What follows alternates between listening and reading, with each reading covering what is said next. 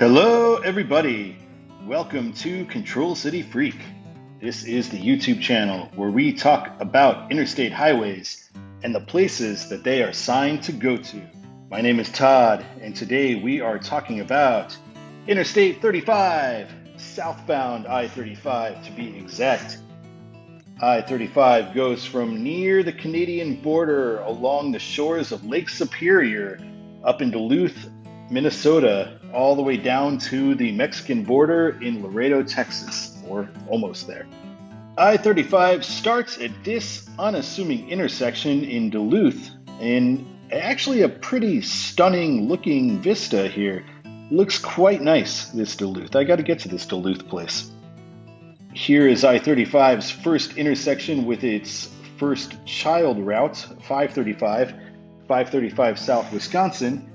And as will become a pattern in Minnesota, 35 itself has no pull-through control city listed on it. Just a 35, basically a through traffic kind of thing. South of downtown Duluth, we get 35 signed for St. Paul and Minneapolis, which of course makes sense, as well it should be. Mileage signs do alternate. This one happens to be for St. Paul, 143, but the mileage is not too different. Here is where 35 splits into E and W versions for the first time. On northbound I-35, we followed the two 35Es. This time we're going to follow 35W through Minneapolis. Here's a pull through for 35W going toward town. As we near downtown Minneapolis, we notice that control cities are all gone. This seems to be a Twin Cities thing. It was the same thing in downtown St. Paul. We have nothing signed on 35 and nothing signed for 94 West. Here's a lovely view of downtown Minneapolis. Pretty awesome skyline that they have there. Here is the Vikings New Stadium, which looks like a spaceship. Pretty cool looking. I could not find a 35W South pull-through sign with a control city on it anywhere on 35. Maybe I missed it, but here is one on one of the three-digit routes. I forget which one.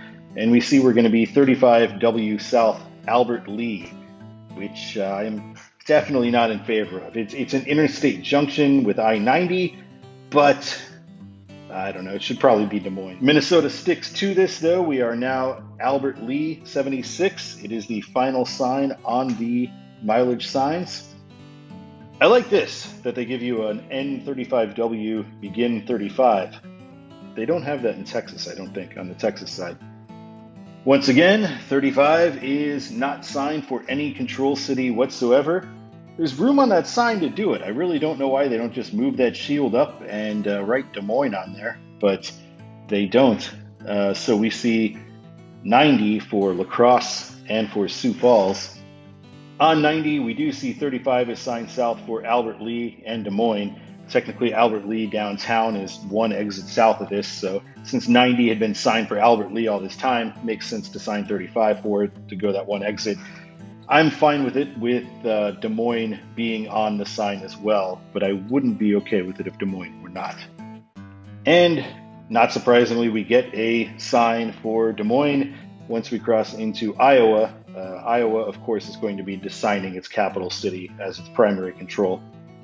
Outside of Des Moines, we get 235 West Des Moines and 3580 Kansas City Council Bluffs and 80 Davenport.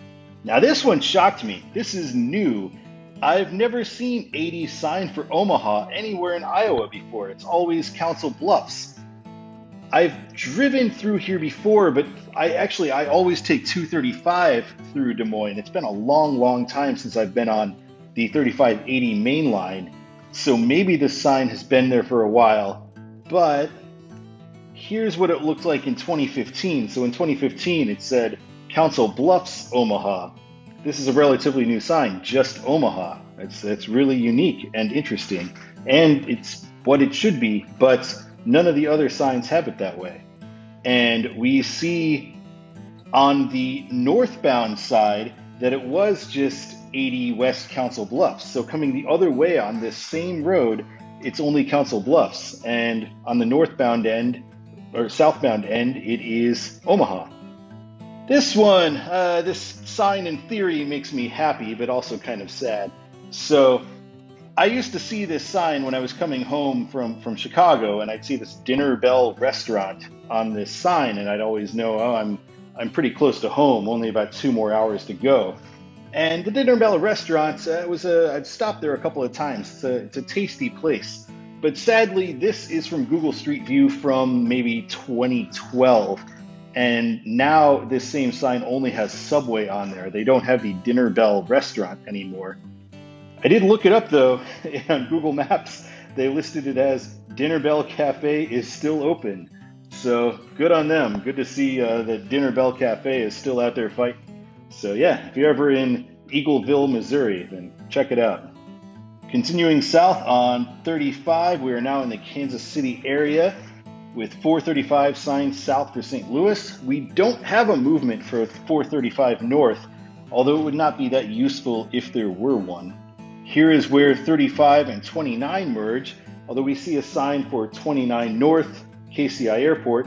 That's the correct sign for 29. It should say KCI Airport, not St. Joseph. Personally, I've only ever taken 29 to the airport anyway, so that's what it is to me. But 35 south, we do not see a 29 south sign on here, but it was the same case on 29, even though technically it's still 29 or 35 for the next 7 or 8 miles. Here we approach the Alphabet Loop in Kansas City. So 70 east is going to the left and 70 west, 35 south is going to the right. Although honestly, you could take either direction to continue on 35 south because it's a loop. Here we are on the 70-35 portion of the loop, the northern portion of the Alphabet Loop.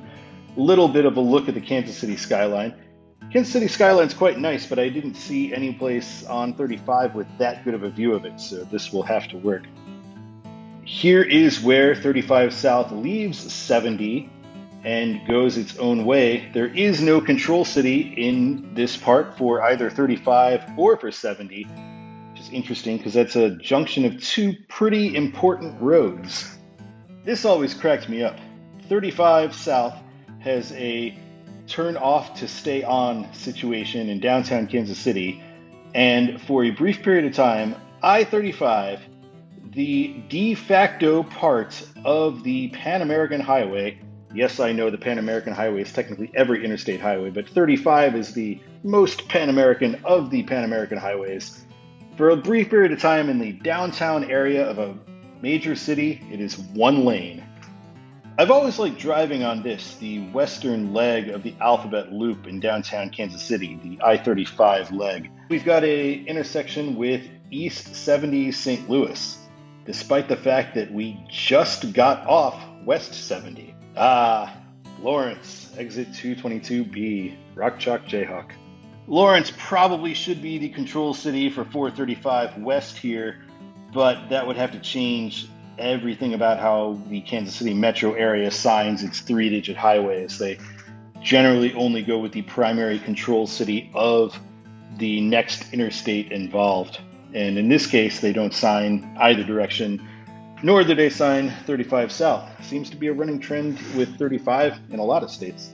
Here we meet 59 north, Lawrence, Rock Chalk Jayhawk, down here in Ottawa, Kansas. 35 again is just signed south 35, 59, and is not signed for Wichita here for whatever reason. 35 is going to meet with 335 and the Kansas Turnpike, along with US 50. And here we get back onto the toll road at the Emporia Toll Plaza. Emporia, go Hornets.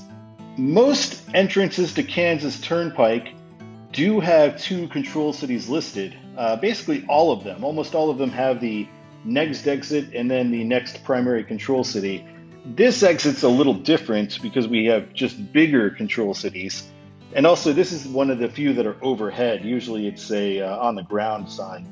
So yeah, we see 35 south, Wichita, Oklahoma City. So we get a control city even beyond Wichita. Here in Wichita at 135 at its end, we get a 35 south, Oklahoma City. but there are no 35 South Oklahoma City pull-throughs on the turnpike itself.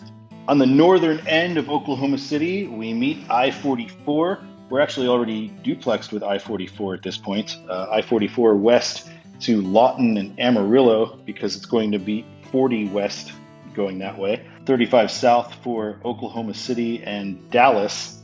This 35 and I-40 multiplex is quite a scene. The signage on it is quite weird here along the southern edge of downtown Oklahoma City. So South 35 Dallas, left lane. Here is the actual multiplex. So here's what I was talking about with it being weird. So here, this is 35 and 40, but on this sign, only 40 is signed. 35 is not signed at all. They ignored 35. Just we're on West 40 Amarillo. Here they make up for it. Now we get a sign for 35 South Dallas with no mention of I-40 whatsoever. And 235 North Edmond. I almost think they should just say North Downtown, because 235 is the one that actually goes into the heart of Oklahoma City. I also wonder if Oklahoma City maybe should throw some shade at Dallas or at Texas in general and change this sign to 35 South Norman to get back at Texas for signing 35 North Denton, which of course TxDOT does from the beginning. So we cross the Texas state line and suddenly we are on 35 South Denton, even though Denton's 36 miles away. Even in Texas, they're not signing for Dallas and Fort Worth here. They should definitely be bypassing Denton at this point, with it being so close, and also because traffic is going to Fort Worth or Dallas. Here is the Denton Split. We see 35E Dallas, 35W South Fort Worth, and 35W is listed as an exit. 35E acts as the main line. And as before, we are going to follow 35W. So here we get a nice 35W South Fort Worth. And in Fort Worth, it's not quite as impressive as in Dallas, but we do get a lot of cool giant interchanges and massive ramps just going all over the place. It's a pretty cool view of downtown Fort Worth with the intersection with I-30, with again just these massive ramps that they build over there. Now we're on 35W South Waco. You got my thoughts on Waco in the North video, but just to summarize, Waco shouldn't be the control city. It should be 35 South Austin. And in Waco, it is, of course, 35 South Austin. This is quite a gantry they built here, too. If they ever want to widen this road, I think they just have to widen it around it, because that thing's not going anywhere. And at the intersection with I-14, we are still South 35 Austin.